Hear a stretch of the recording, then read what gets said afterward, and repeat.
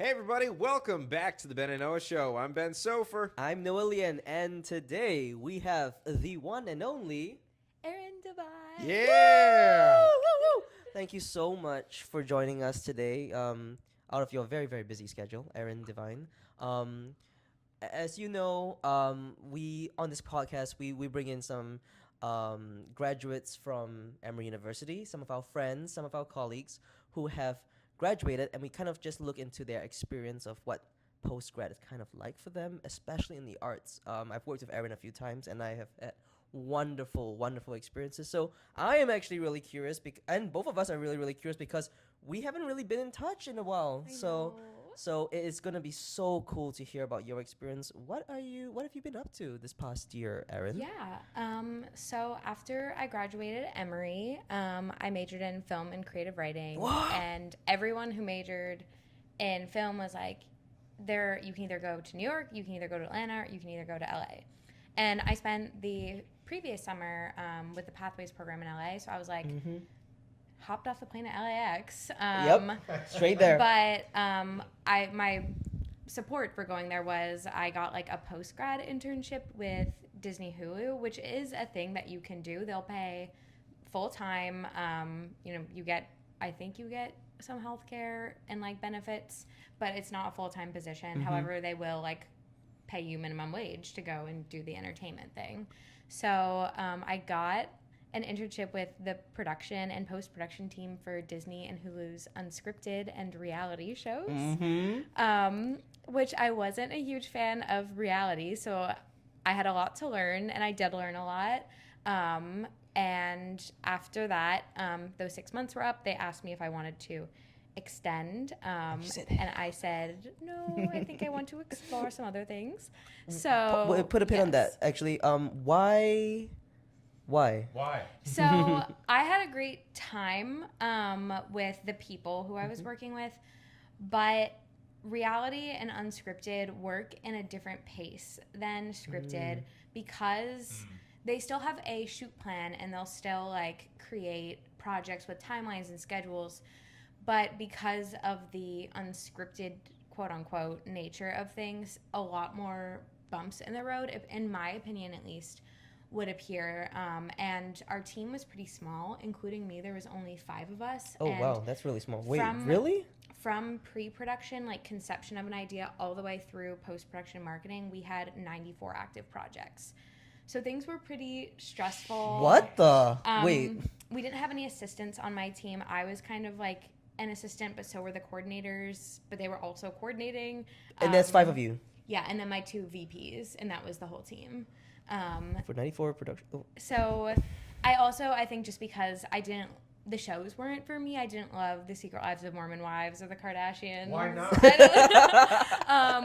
All the Bachelorette drama you hear happening right now, that's all the team I was on. But I also did get to like work with the documentary team, which they did some cool stuff on like murder mystery and like AI, like yay! legal drama and like people like. What was the work schedule like? What's a week of work like? So typically, if you're gonna go into corporate at a big studio, it's really flashy from the outside, and it's really cool to be like, oh my gosh, like you're working at Disney, you're working at Hulu, you're working at NBC, whatever.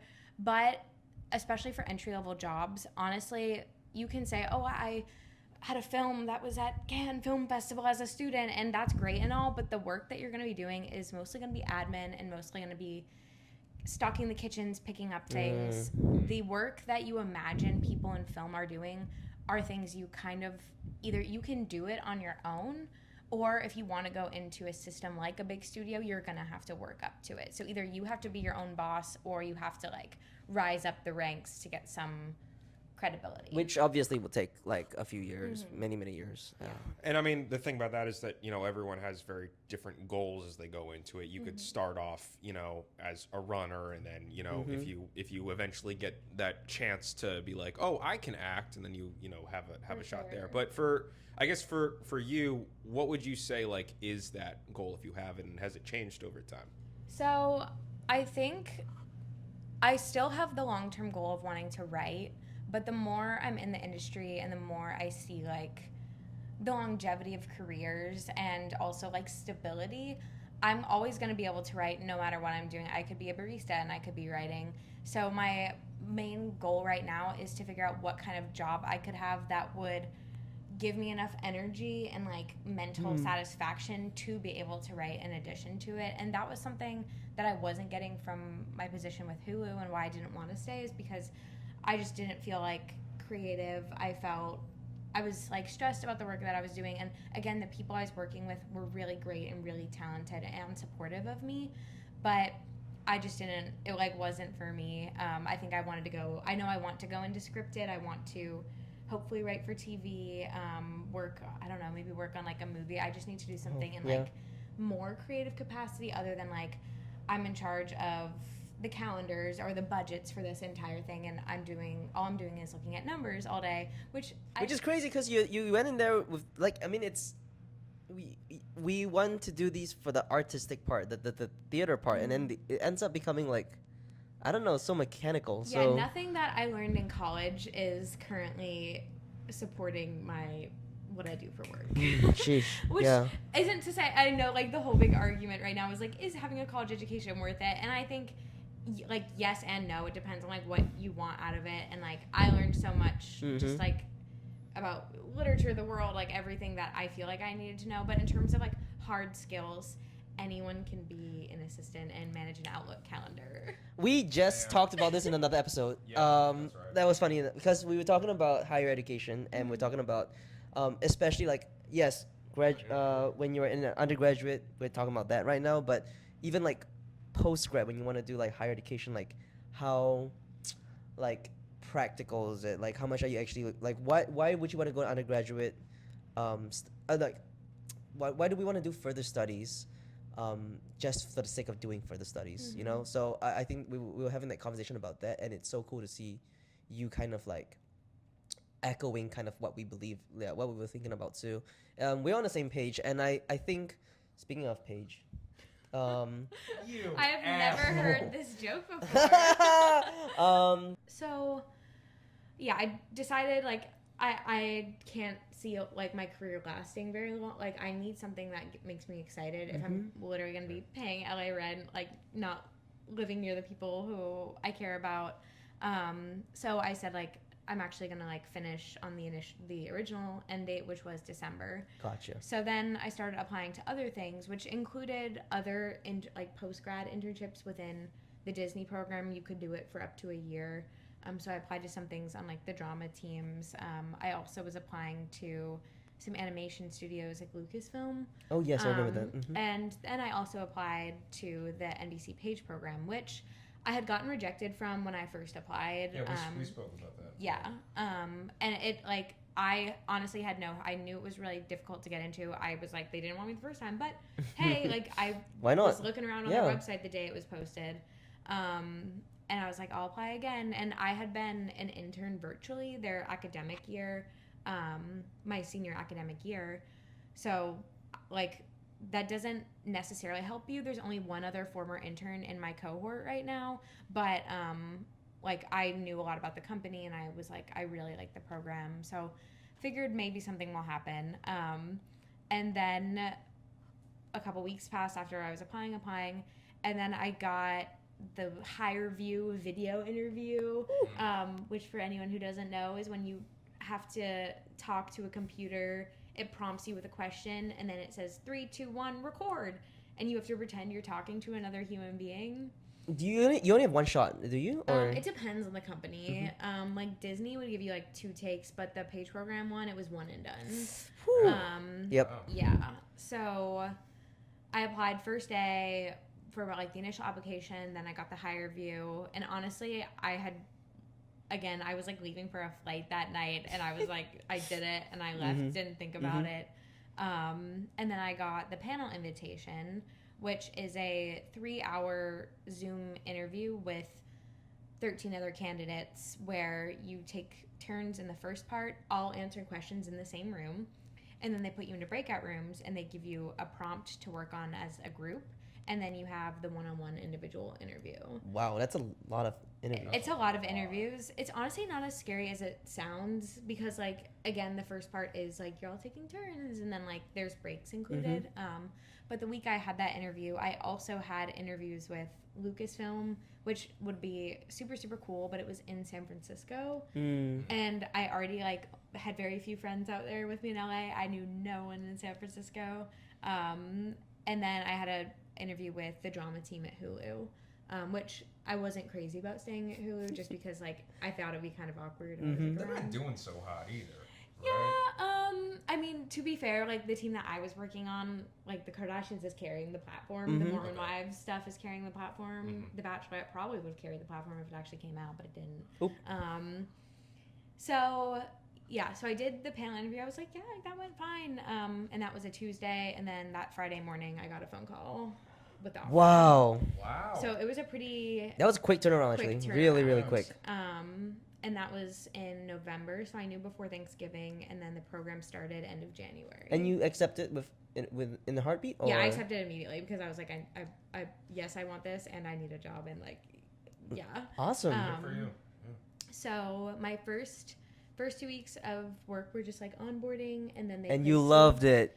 It was awesome. Like, tour of the studios, like, catered food all day, just, like, doing workshops, bonding with the rest of the cohort. Super, super fun. And like, kind of preparing you for your first rotation, like, how to answer your phones if you're going to be covering a lot, how to, like, show up the best, how to, like, network in, like, a normal, non, like, artificial way, which, like, the fact that we had to have a workshop on that felt a little artificial, but... And then they drop you into one of your 3, sometimes you do 4 rotations, and my first one is with multi-platform planning and strategy for Bravo and NBC, which is a mouthful. It's a very, yep. And your first rotation is based on experience you have. So to be fair, it was a Bravo rotation, which is NBC's unscripted team. I had just come from unscripted, and then before that, the planning and strategy of it all, I had just also come from a post-production and operations internship with NBC. Okay. So on paper, it makes sense. However, it was what you were running away from, kind of. It is what I was running away from. I am good at what I do, but I live in Excel sheets. Yeah. So it's very much, I have to remind myself that, like, lucky to be here. You know, not everything is going to be perfect. You just have to, best attitude you can. And also, how long are these rotations, though? 3.5 months. So honestly, just enough time for you to, like, get good at it, and then they put you somewhere else. Yeah, cool. Okay, so that was you started in January, and then. Yeah, I started end of January, and then this one ends June 5th, I think. So my next one will start June 8th. Oh, interesting. Ben, you had something to say? Well, I was just gonna say that based on what I know, that is a better structure, I think, than many of the other, like, conglomerate entry-level programs, because, like, at Disney, like, you could have, like, a whole, like, you know, technical background, and they'll just go, fuck it, you're gonna be goofy. So, you know, it's good that they cater to your background a little bit, but it's understandable if that's not what you want to do. I think that's a general pattern that we see with, like, in post-grad in general, is that you really, like, you're starting from ground zero again. Yeah. So and, like, go ahead. the whole thing with the program is, even though my first rotation wasn't for me, your second rotation you do get to request teams that you're interested in, and then we just got off of the, like, 2-week period where you interview with those teams, and everyone gets placed. It's more just to be like, vibe check, like, would this team like you as a page, and then you get placed with one of the ones that you interviewed with. So I had 5 interviews, mostly with the television teams and then with the film music team. And I got placed with the UTV creative studio. So I'm supporting the comedy and drama teams as well as casting and the Office of the President.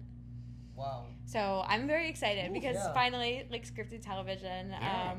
And, like, I like a lot of their titles. So hopefully, like, it'll be a year to the day that I moved out to Los Angeles when I start that rotation, and my, like, the universe is speaking to me is, like, hoping that that's a sign that, like, next chapter is gonna be good. Yes, I mean, I love that trajectory. I mean, like, look, I think what's really really cool to see in your experience post grad is that you had quite a variety of experience of different like departments that you're being a part of. I mean, you sought out things that you wanted to try out, and then you experienced it, and you're like, okay, this is not my preference. I'm gonna make the choice to like change or adjust. And also the whole thing about going out to California in the first place on your own, and just I think all these steps you're taking, you've grown. You probably like experienced so much, and you've grown so much from the first time you walked the stage for your graduation. Yeah. I just think that's really really cool. June it's just rolling around, and you're gonna be starting that new leg of your journey. And I think what's so exciting is that it never got stagnant. I think you've always been like doing something different, doing something more, and you keep seeking that out. I think that's really really cool. If you could talk to yourself from a year ago, is there anything you want to say to her? Yes. Or like Take a break, like legitimately. Honestly, and like for anyone who just graduated, like take a couple weeks, because I moved out to LA 2 weeks after graduate or 3 weeks after graduation, I think. And you know, I had friends who went and traveled and went to Europe, or like they just stayed at home and like lived with their parents and like got dog time or something, or went and like, I don't know, did like a creative project or just like something to kind of like shake off the like workflow and high energy, especially of like those couple weeks of graduation. So much is going on. We had like events back to back to back, and then travel, and then move out, and like things like that were a lot of stress. And then I wish I just came home, and I'm like, I have to find a place to live. I have to, and I'll always be grateful that I did have the Hulu position to get me out to LA. I think I still could have and probably would have found something else that could have brought me out there. But again, it's like, I don't know that I would have done that I would have ended up where I am now. And like, maybe I would have been already like super, super happy and secure. But if like things would end up the exact same, I would say like take like a month or even 2 to just kind of like have a summer. Because also, I feel like what no one really highlights is that, like, after college, you don't really get a summer again. Like, summer, you're still working during unless it. you're a teacher. Oh, my gosh, I was unless just you're gonna you. say, I was going to say, unless you're a unless you're teacher. Noah. Yeah. Oh, my gosh. Or you're unemployed. Well, Okay, then it's the whole Yeah. year's of summer, I guess. still, like, I mean, like, eventually, too. Even, like, as a teacher, though, you have to be, like, thinking, like, oh, like, the next year versus, like, Yes. school would always, like, oh, like, you know, they'll tell us when we have to schedule classes and, like, things like that I kind of took for granted, of being, like, oh, like, these breaks in this structure were built in. And even, like, the idea of, like, you know, like a spring break, or like sometimes we'd get like a longer weekend for some reason, or just a day when you didn't have classes on it because your schedule worked out for you like that. It doesn't appear that often once you start working. So, which isn't to say that like it can never happen, but it's definitely something that like I've missed out on. I have friends who are in like grad school right now, and like they go like, do you do anything fun over spring break? And I was like, spring break? What? Do they have jobs lined up? Probably not yet, but Okay. Yeah. All right. So probably like take a break, and also just kind of like hang in there. Yeah. I mean, I think and it's easy to get in the bad habit of like, because things aren't what you like now, it'll never be the thing that you like. And a lot of times I've taken that to mean like, oh, entertainment wasn't the right decision. I should have leaned harder into creative writing. I should have like gone into publishing, or like into teaching. Or like, you know, like even like I went to go see Death of a Salesman when I was visiting New York, and first of all, very timely play for the work culture and the society we live in.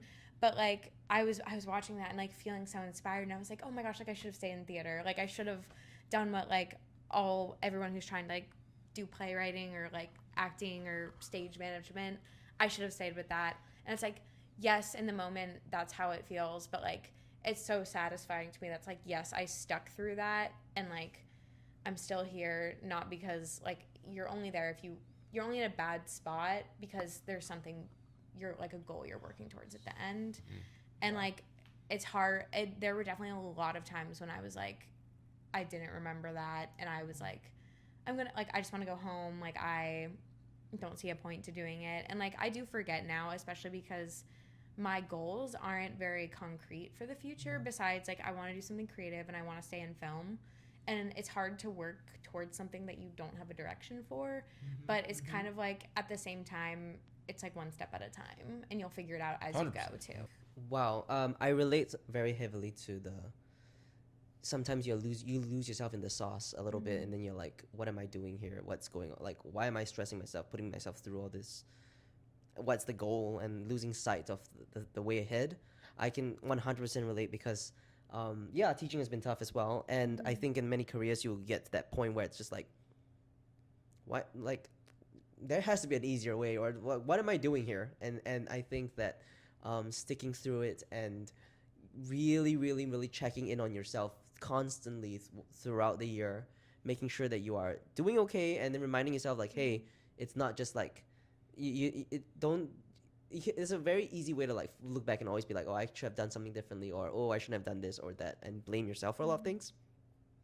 But it just works out. Things will work out and things will happen. And I know you touched a little bit on like not really knowing what's up for the future yet, but at least for the PAGE program, you're gonna complete your 3 to 4 cycles. Yeah. And then it's gonna be like a point where you reevaluate what's your. So, at the end of the PAGE program, obviously, it being an NBC program, they would hope that you would like apply to things in the company or maybe stay in the company. Yeah. It is training you to understand how the company works so that you would be a really good employee in it. But I would say like 40 to 50% of pages don't do that. Like they'll go off and work at other studios. It sets you up. It doesn't quite equate to agency experience, which a lot of people do to get their foot in the door. But because you do things like desk coverage and you do get like that credible, like I can be a good assistant, it does set you up to apply to similar jobs as people in agencies. So like let's say, for example, one of the pages who just finished her last rotation is now she works at Skydance Animation as a coordinator there. Oh. And like, even though didn't realize they were hiring. Well, she's the talent acquisition coordinator. So shit. She'll be hiring. Wow. Okay. Even though that isn't, like an NBC company, they probably saw, or like she met someone through one of her rotations. You do work with like, the thing about working with studios is they all work together. For example, NBC, literally on our lot, we create the show Hacks, but HBO distributes it. Oh. So everyone says, and it is a show that tonally fits HBO better, but like, we're the ones making it. So like constant communication between NBC and HBO. And if you're the one doing that constant communication, you're like, hey, Brenda, like I saw that this person on your team at HBO was hiring. And they're like, she's like, yeah, we email you all the time. You would be, like it just kind of, it's all about like who you meet. And also I think people love to talk about themselves. So if you're curious about someone else's job at another company, honestly, especially at a competing studio, they would be, I think most people who are not super high up, like, you're trying to, like, email, like the president of, like, Disney or whatever. I don't even know who it is now. It's not Bob Iger anymore. It's the theme park guy. Yeah, the theme park guy. Like, he's not going to respond. But, like, let's say there's an assistant at, I don't know, like, at Netflix. And you're like, oh, like, I just think your job is really cool. And I saw that we both did theater in college. Mm-hmm. Would you be willing to, like, hop on a Zoom call or get a coffee with me? That's, like, how you get your foot in the door. And so when you're at a level like you're in the PAGE program or you're at an agency or you're an intern, that's also your leg in, because those are the people who will say, hey, like we're actually about to post this job my boss was just talking about in their office.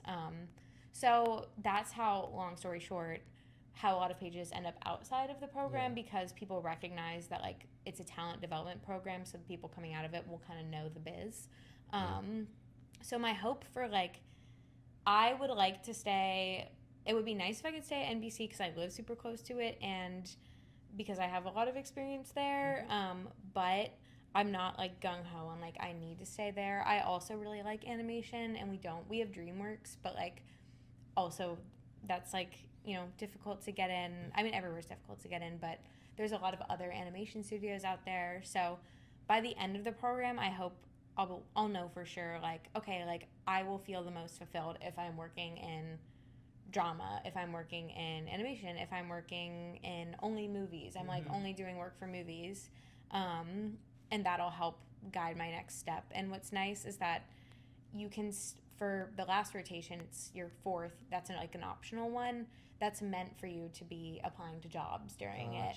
So you have the security of a job, and you that's can actually really accommodating. That's and nice. you can afford to be picky and afford to, I know it's like, apply to as many jobs as you can, and I think that's true, but you can afford to like maybe tailor your application a little bit better for the jobs that you really want, or to like reach out to those people who work on those teams and be like, hey, I really want this and my time is coming to an end, instead of just like, oh my gosh, like I really need to find something, because I think that makes you more likely to end up in situations that I've been in where it's like I'm not doing a job that I am super excited about.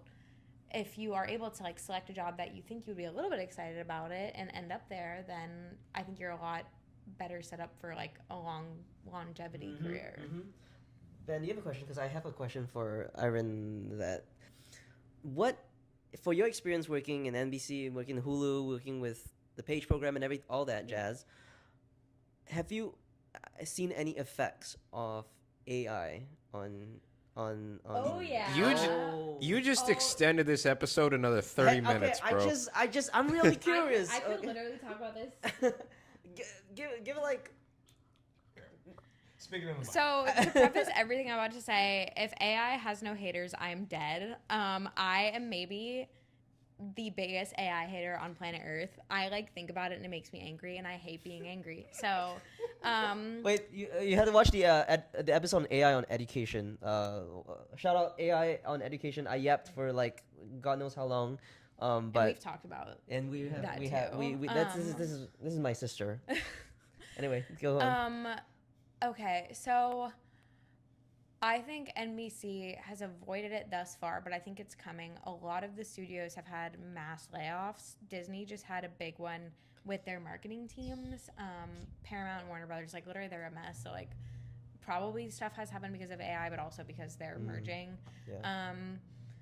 A lot of this is coming for like some tech teams, because like AI generates things faster, but it's also starting to come for like admin entry level careers, not just entertainment, I think across everywhere, because like the Excel sheets kind of stuff. Yeah, Excel sheet kind of stuff. I mean, even like work I have done an Excel sheet, for example. Some of the work that I do involves calculating how well a promo does in getting people to come to our platform. So let's say we have Real Housewives of Beverly Hills, and we air out one promo we air like a couple promos in what's called a flight, and that's how long the promo goes on from start to end of its airing. My boss, I heard from his office talking about how, I spend a lot of time doing it, and he said just to check your work, I ran it through AI and it did it. But then I was like, and honestly that's fine, because again, I don't think that work is like, absolutely has to be done by a human. But then I was confused as to why I was even doing the work in the first place. And so I think a lot under that, though, I sense like maybe he doesn't want us all doing that, because he doesn't want to put our jobs in jeopardy, because he's like, if people find out that you can just do something like that, what else on our team could you do? And especially in a team that's strategy and planning, if you're just thinking about numbers from a numbers standpoint and having the optimal XYZ, AI is good at figuring out the optimal XYZ, which it does not account for other like social factors and other stuff going on in society, that like that's why it's important to have people behind it. But I see a lot of the like conversation being handled really carefully. We have a lot of meetings at work that it'll be like, I just went to this AI task force and we're talking about things that we might want it to do in the future, not replace what we do, but how it might be able to help us. And people are very careful about their language. I'm also seeing so much conversation about, AI generated videos. There was like that fruit romance. Oh TikTok my god, series. the fruit Yeah, the fruit like dating Fruit show. Love Island. Fruit Love Island. Fruit Love Island. Don't. It went don't. so No, crazy. You don't. Well, your phone just heard it, so and now it's like- gonna push the. You'll probably see it now that we talk about Is it. that how it works? Yeah. They listen it's to us. listening to you. It's listening to you. I'm not logged into my YouTube. It doesn't matter. You'll And get if your something. if your email's attached. Yeah. Shit. But especially with animated content, people are talking about, this looks just as good as like the human animator. And I especially the artist Miyazaki, who is the creator of Studio Ghibli, people were using like ChatGPT or whatever to like recreate his art, and he was like, absolutely not. Like there is no human touch behind it. But even like Netflix now is not secretly, but like on the DL, launching their own animation AI studio where they're only generating things with AI, and they're all under the excuse of we're just seeing what's possible and we're just seeing what we can do. Like at the end of the day, they're like, how little can we pay people to get things done? How little like human soul is behind it. I mean, Spotify is doing that too. The AI generated songs. They just merged it. They just introduced that thing. I mean, even like in the news, I think like his words have been misconstrued, but I don't think the sentiment is really good either. The CEO of Barnes & Noble said that he's going to start allowing AI created books to be sold in Barnes & Noble. Really? And though it's like his word, I didn't know that. He was saying like if there's an interest for it, we'll sell it. And I think honestly like that kind of sums up the whole attitude around it, though. It's like if there's an interest for it, which yes, a big company is always interested in spending less money to do something, then they'll do it. And I mean, even like on a job to talk about like early careers job applications, I have been in multiple calls with recruiters where they'll talk about when the AI scans your resume, it'll pick out keywords. And I'm like, and they say, oh, like the longest a recruiter looks at a resume before moving on is 4 seconds. So that's why you have to do X, Y, Z. But I'm like, it's also probably how long the AI is looking at it. And so when, I've had Emory grads reach out to me and I'm like, take words from the job description and put them as keywords in your resume. Like, it's really frustrating knowing that your resume could be discounted before even the 4 seconds that a real human spends looking at it is to put it in the trash. Like, so yeah, I personally have never and will never use like ChatGPT. Like, even for any people will say, oh, you can use it for grocery. Like, People have been saying that. Yeah. It's like, I like doing things the hard way. I don't think if like the point of producing things like movies is the process that you go through and that it's echoing other humans' experiences, not that it's something that's going to make money the fastest. And like there's one of the hacks, speaking of hacks, they just had a whole episode about that was really controversial because one of the characters goes on a rant after they're approached by a guy who's like, oh, like we want to use like your voice, your comedic voice to like help people punch up jokes with AI or something. And the writer for the comedian is like, no, because like, I'm sorry, like that's taking away what's funny about it. It's what's funny about it is that we both relate to it. It's something that we both did. And then the comedian herself later comes to it. It's like, I don't want life to be easy. I want to sit in a room and get the bad feedback and like work through it, because I'm sorry, it saves so much time, but saves so much time for you to do what? Like to go scroll on TikTok, to go watch to go buy stuff, to go like eat more food, to go like, like, I don't know. It's not really saving time for anything meaningful. I just want to, that totally just like clicked and reminded me, like with the addition of AI into like art pieces and stuff, sometimes you can lose control of your own, like some people don't even ask for your permission. Like there was a One Piece, the live action One Piece movie. One of these news sites or something, they wanted to get an interview with one of the actors, and they couldn't get a hold of him, maybe busy schedule or something like that. So they were like, okay guys, we're going to AI generate a interview with this actor without their permission. So they just had a whole interview with this AI generated model that was supposed to be that actor. Like, and he reached out and he was just like, I think he said some statement like, that's not me. Like, I didn't say any of these things. But I mean, looking at like how AI is just introducing a lot more problems than it's solving. And I'm not gonna say that there's no menial tasks that it can help make quicker or more efficient. But every time you look at things in an efficient perspective, that is just looking at it from a corporate, like, we need to make more money. Exactly. Then in retrospect, you're like sacrificing that creativity, that humanity, that is art. Human thing is art. So I don't know. What do you think, Ben? I mean, I kind of approach it from two different angles. I mean, obviously we've talked about AI in this particular area in the past, but I mean, to keep it in like the entertainment framework, I mean, first of all, I mean, I don't think we're really seeing the effects of AI in place right now because a lot of these companies are just slashing their workforce to show that their costs are going down and that profits are going up, so it looks better on the stock market. That's investors. Yeah, that's number one. So like, it hasn't been implemented yet. We have no idea if it works or not, and that's a problem. That's a serious problem. And I mean, you're just putting like there's basically this like, no, just trust me. Like it'll all work out. It just sounds like a little bit of a scheme. But I mean, keeping things in like I've said in the past with entertainment, especially in like something like image generation, video generation, even if you're just like using it to write a script, which I agree with you, I think is ridiculous. You don't know if what you're generating is somebody else's work, and what if that ends up like, what if what you're taking ends up being completely derived from what's already in the domain or IP of what's already some big company? Like, it's like if you're some, average Joe and you want to make some, a YouTube video that's AI generated and you upload it on YouTube, you end up monetizing it, you make money. What happens if 3-4 years down the line, if knock on wood, AI is regulated, and these big Hollywood actors get good entertainment lawyers, and they can scratch that content and they can sue you for a shit ton.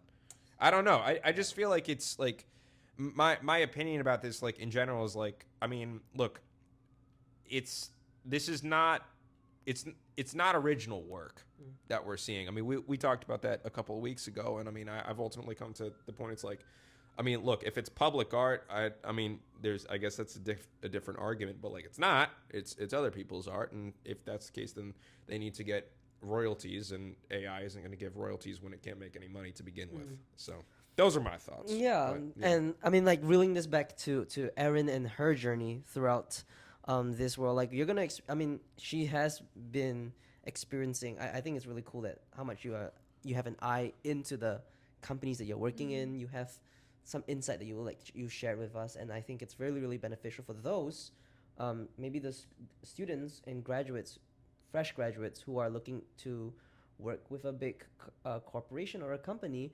especially in the entertainment field, and how that kind of a small little look at what an entry-level position would look like from someone who has actually just gone through it this past year. And I think it's very valuable for y'all to know what to expect, and to also continuously ask yourself, like, what do I want to get out of this experience? Like, why am I doing this in the first place?